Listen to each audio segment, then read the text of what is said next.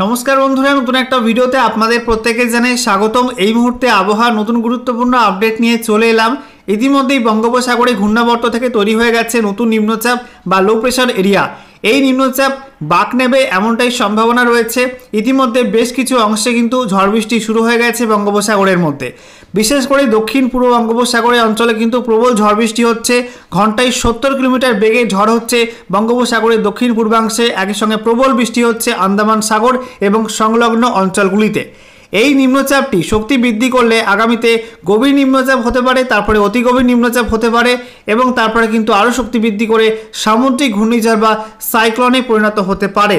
সেটা আমাদের দেখতে হবে এর আপডেটটা কি হয়, পরবর্তী সময়ে শক্তি বৃদ্ধি করে কি করে না সে বিষয়ে আপনাদেরকে পরপর জানাবো। এই মুহূর্তে এই নিম্নচাপের জেরে দক্ষিণবঙ্গের জেলাগুলিতে খুব বেশি বৃষ্টিপাত হবে না। কলকাতা সহ দক্ষিণবঙ্গের জেলাগুলিতে অস্বস্তিকর ভ্যাপসা গরম আবহাওয়া থাকবে এবং তীব্র দহন থাকবে দক্ষিণবঙ্গের জেলাগুলিতে। তার কারণ এই মুহূর্তে বঙ্গোপসাগর থেকে প্রচুর পরিমাণে জলীয় বাষ্প ঢুকছে দক্ষিণবঙ্গের একাধিক জেলাতে, কলকাতাও কিন্তু ঢুকছে, তার জেরে কিন্তু অস্বস্তি বজায় থাকবে। তবে আজ দুপুরের পরে পশ্চিম দিকের জেলাগুলির মধ্যে কিছু কিছু অংশে বিক্ষিপ্ত বজ্রমেঘ তৈরি হলে সেখান থেকে হালকা মাঝারি ঝড় বৃষ্টি হতে পারে। তবে আজকে দক্ষিণবঙ্গের তুলনায় উত্তরবঙ্গের জেলাগুলিতে ঝড় বৃষ্টির সম্ভাবনা একটু বেশি থাকবে এবং আগামীকাল থেকে উত্তরবঙ্গের জেলাগুলিতে বৃষ্টির মাত্রা বাড়তে চলেছে এমনটাই ইঙ্গিত দিল আলিপুর আবহাওয়া দপ্তর, একই সঙ্গে কেন্দ্রীয় আবহাওয়া দপ্তর অর্থাৎ মৌসুম ভবন। সেই সঙ্গে আপনাদেরকে জানিয়ে রাখি এই মুহূর্তে কিন্তু ঝাড়খণ্ডের উপর একটা ঘূর্ণাবর্ত রয়েছে। সেই ঘূর্ণাবর্ত কিন্তু খুব বেশি প্রভাবশালী হবে না এমনটাই সম্ভাবনা জানিয়েছে। তো আজকের ভিডিওতে আমরা বিস্তারিত আলোচনা করব যে আগামী 3 থেকে 4 দিন পশ্চিমবঙ্গের আবহাওয়া কেমন থাকবে, কোন কোন জেলাতে ঝড় বৃষ্টির সম্ভাবনা রয়েছে, কোথায় কোথায় কেমন মেঘ রয়েছে, লেটেস্ট স্যাটেলাইট ইমেজ কি আপডেট দিচ্ছে, সমস্ত কিছু আপনাদেরকে জানাবো। একই সঙ্গে বঙ্গোপসাগরে যে ঘূর্ণাবর্ত থেকে নিম্নচাপ তৈরি হয়েছে তার ভবিষ্যৎ কি, কোন দিকে যেতে পারে সে বিষয়ে আপনাদেরকে পরপর দেখিয়ে দেবো ভিডিওটির মাধ্যমে। তো ভিডিওটি ভালো লেগে থাকলে এবং ইনফরমেটিভ বলে মনে হলে অবশ্যই আপনারা ভিডিওটি একটি করে লাইক করে দেবেন, অবশ্যই ভিডিওটি প্রচুর শেয়ার করবেন। সেই সঙ্গে নতুন দর্শক হয়ে থাকলে লেটেস্ট ভিডিওর আপডেট সর্বপ্রথমে পাওয়ার জন্য চ্যানেলটিকে সাবস্ক্রাইব করে নিয়ে পাশে থাকা বেল আইকনে ক্লিক করে অল নোটিফিকেশন অপশনটিকে অন করে রাখবেন। লেটেস্ট আপডেট আপনারা সবার প্রথমে পেয়ে যাবেন। বন্ধুরা, প্রথমে আমরা দেখে নেব আজকে লেটেস্ট স্যাটেলাইট ইমেজ, উপগ্রহ চিত্র, আবহাওয়া সংক্রান্ত কী কী নতুন আপডেট দিচ্ছে। এই মুহূর্তে আপনারা দেখতে পাচ্ছেন বঙ্গোপসাগরের ছবিটা। বঙ্গোপসাগর উত্তর থেকে দক্ষিণ বিস্তীর্ণ অংশ জুড়ে কিন্তু ভারী মেঘ রয়েছে। গতকাল রাতে কিন্তু নিম্নচাপ তৈরি হয়ে গেছে ঘূর্ণাবর্ত থেকে দক্ষিণ পূর্ব বঙ্গোপসাগরীয় অঞ্চলে এবং সেটা কিন্তু একটু বাঁক নিচ্ছে এবং বাঁক নিয়ে এটা কিন্তু দক্ষিণ পশ্চিম বঙ্গোপসাগরের দিকে যাবে এমনটা কিন্তু ইঙ্গিত দিচ্ছে আবহাওয়া দপ্তর এবং লেটেস্ট স্যাটেলাইট ইমেজে কিন্তু সেটাই দেখাচ্ছে। দেখতে পাচ্ছেন এই মুহূর্তে বঙ্গোপসাগরের দক্ষিণ অংশে ভারী মেঘ রয়েছে, কালো ঘন প্রবল মেঘ।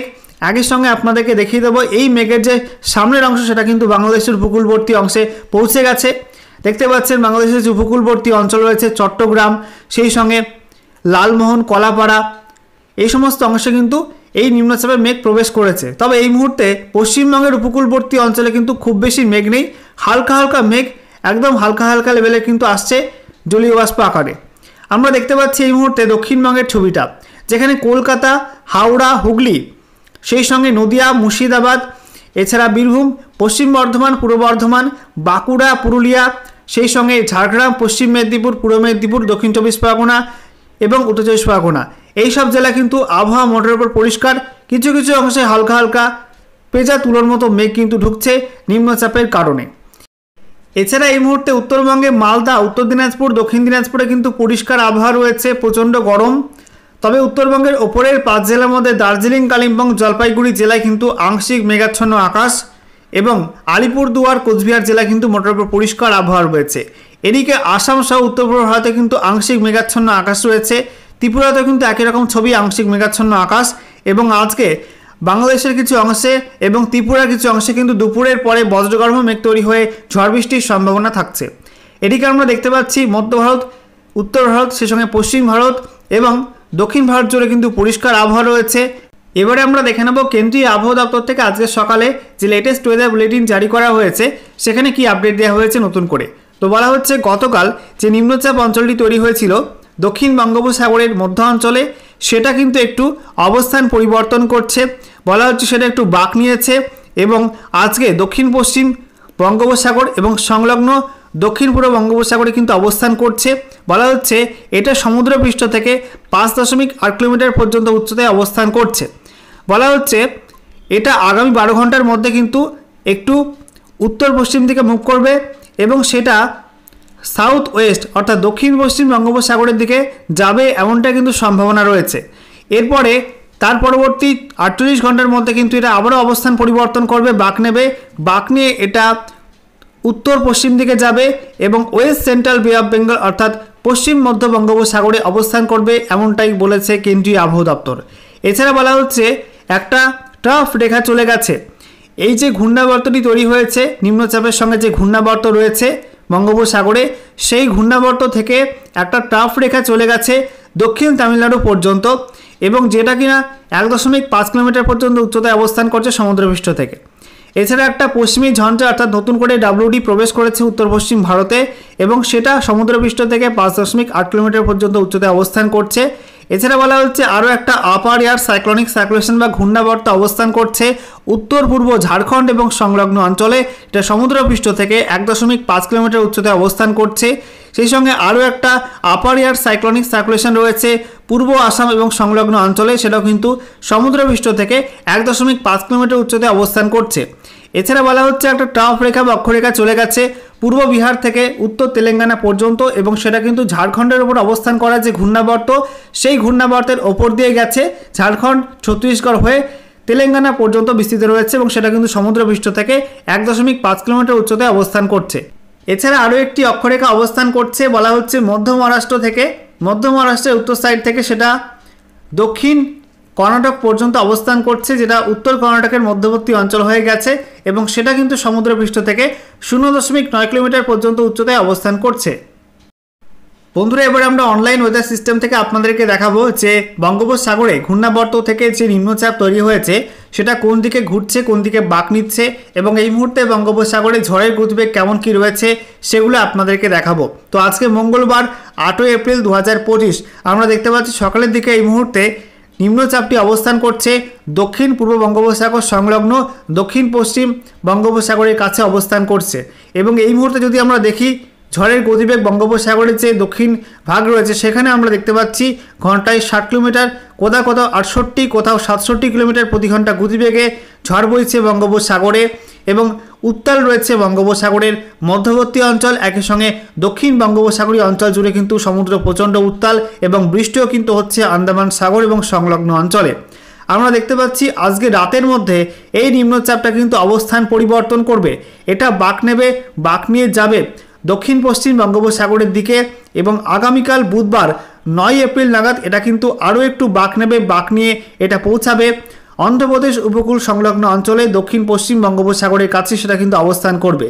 সেই সময় এর গতিবেগ থাকতে পারে, ঝড়ের গতিবেগ আমরা দেখতে পাচ্ছি 58 কিলোমিটার প্রতি ঘন্টা, কোথাও কোথাও 51, কোথাও 59 কিলোমিটার প্রতি ঘন্টা এরকম গতিবেগ থাকবে, অর্থাৎ 60 কিলোমিটার প্রতি ঘন্টা গতিবেগে ঝড়ের সম্ভাবনা রয়েছে বঙ্গোপসাগরের পশ্চিম মধ্যভাগে। এবারে আমরা দেখতে পাচ্ছি বুধবার আগামীকাল রাতের দিকে কিন্তু এটা আবারও অবস্থান পরিবর্তন করবে, এটা আস্তে আস্তে উত্তর পূর্ব দিকে বাঁক নেবে এবং বাঁক নিয়ে এটা কিন্তু অন্ধ্রপ্রদেশ এবং সংলগ্ন ওড়িশা উপকূলের দিকে ঘেঁষবে, এমনটা কিন্তু সম্ভাবনা রয়েছে। এই সময় ঝড়ের গতিবেগ থাকতে পারে ওড়িশা উপকূলের কাছে, আমরা দেখতে পাচ্ছি ঘন্টায় 52 কিলোমিটার, সেই সঙ্গে কোথাও কোথাও 51 কিলোমিটার, এদিকে দেখতে পাচ্ছি দক্ষিণ ভাগে 54 কিলোমিটার, 55 কিলোমিটার এরকম গতিবেগ থাকতে পারে। এবারে আমরা দেখে নেব 10 এপ্রিল বৃহস্পতিবার অবস্থান কি হবে। এটা কিন্তু আস্তে আস্তে উত্তর পূর্ব দিকে বাঁক নেবে, বাঁক নিয়ে পশ্চিমবঙ্গ এবং সংলগ্ন ওড়িশা উপকূলের কাছে আসতে পারে এই নিম্নচাপটি। আগামী 10 এপ্রিল বৃহস্পতিবার উত্তর বঙ্গোপসাগরের সমুদ্র একটু উত্তাল হতে পারে এবং আমরা দেখতে পাচ্ছি পশ্চিমবঙ্গ উপকূল সংলগ্ন অঞ্চলে এবং ওড়িশা উপকূল সংলগ্ন অঞ্চলে 47 কিলোমিটার প্রতি ঘন্টা, কোথাও কোথাও 48 কিলোমিটার প্রতি ঘন্টা গতিবেগে ঝড়ের সম্ভাবনা থাকছে।